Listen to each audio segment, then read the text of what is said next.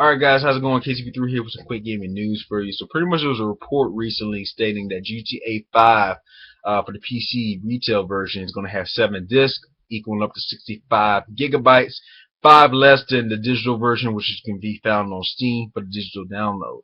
I found this interesting because I didn't think this game would have like 7 discs in it. That's actually kind of crazy. Don't really know how it works either. Let me know if for people who have played PC games before with multiple games on retail. Let me know how that actually works when you download it. I'm assuming that pretty much at the 65 gigabytes overall, they're split down. The gigabytes are split between the 7 discs. So pretty much, if you say if I get disc 1 and start downloading and installing it and stuff like that, it will have that gigabyte from that disk onto the the laptop or the PC in general or the desktop. And then pretty much if I had disk 2 and don't delete the gigabytes or the software from the disk 1, would that add up to it? So say if disk 1 was like 5 gigabytes and disk 2 was like 15 gigabytes, has more content, would it add up to 20 gigabytes in general, between those two, because they're both being installed and they're installed and stored in the PC. I want to know how that actually works. So anybody who has gamed on PC before, that bought a PC, bought a retail version of a game that has multiple discs, does that work? Does it work like that? If not, let me know, because I found that kind of interesting. In next, GameStop had list and release date of I think June 2nd or June 1st for Mortal Kombat Mortal Kombat X versions of PS3 and Xbox 360. Their version, the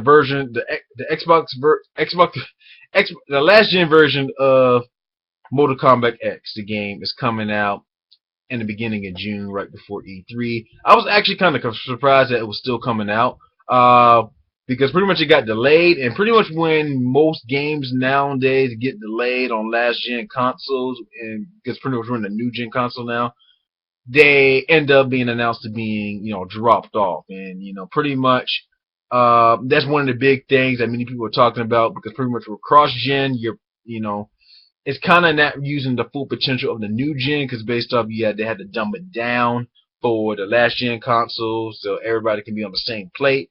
And instead of just pretty much getting rid of the last gen console altogether and just focus on the new generation console. So pretty much many people who were still gaming on the PS3 and Xbox 360 and they want to get Mortal Kombat X, they have to wait until 2 months later, because next week, next Tuesday, the Mortal Kombat X is coming up for PC, PS4, and the Xbox One, while people who play on last generation consoles still waiting for the Mortal Kombat X have to wait till 2 months in advance. So yeah, that's pretty much it for that. So that's pretty much it. Like, comment, subscribe. Let me know what you think about this gaming news.